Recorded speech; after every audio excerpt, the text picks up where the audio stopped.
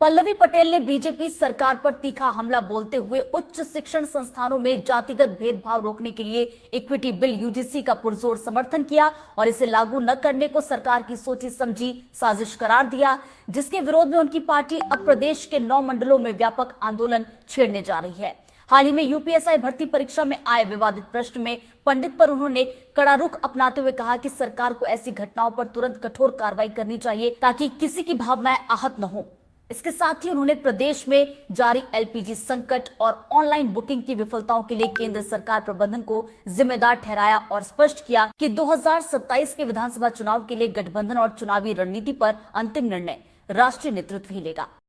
देखिए, यूजीसी को लेकर के हमारी पार्टी का स्टैंड है कि जिस इक्विटी बिल का उद्देश्य था उच्च शिक्षा संस्थानों में जातिगत भेदभाव और शोषण पर लगाम लगाने का, हम उसके पूर्णतः समर्थन में हैं और जिसको लेकर के हमने लखनऊ में भी प्रदर्शन किया और उसके बाद जिलावार प्रदर्शन करते रहे और अब हम मंडलीय स्तर की कार्रवाई शुरू कर रहे हैं, जिसमें लगभग 9 मंडलों में जाकर के हम विधिवत कार्यक्रम करेंगे और लोगों के बीच में अपनी बात रखने का काम करेंगे और किस प्रकार से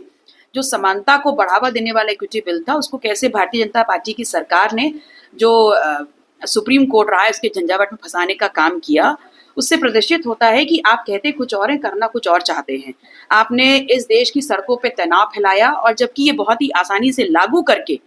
इसमें जो है जो छात्र हैं जिनके खिलाफ जातिगत भेदभाव होता है उनको सहूलियतें दी जा सकती है। कि ये कंपटीशन हो या कोई भी और प्रतियोगिता वाला एग्जाम हो, मेरा ये मानना है कि जितने भी स्टूडेंट्स वहाँ आते हैं उनकी दक्षता के आधार पर, उनकी योग्यता के आधार पर उनका चयन होता है। और सबसे पहले अगर ऐसा कोई भी क्वेश्चन है जिसके प्रति पूरे आम जनमानस में विवाद हो जाए या कोई एक समाज उससे नाराज होता है या उसकी भावनाएं आहत होती है, तो निश्चित तौर पर सरकार को एक्टिव मोड में आते हुए कार्रवाई सुनिश्चित करनी चाहिए और इस बात को ध्यान रखना चाहिए आगे इसकी पुनरावृत्ति न की। जनता को एलपीजी की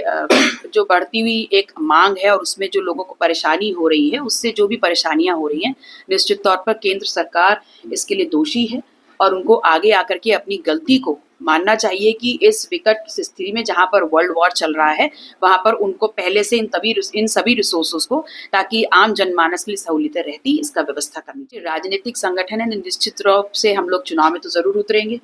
लेकिन किसके साथ उतरेंगे, अकेले उतरेंगे, कहाँ कहाँ अपने प्रत्याशी लड़ेंगे, ये तमाम चीजें हैं राष्ट्रीय कमेटी और राष्ट्रीय नेतृत्व के मार्फत ही आता है।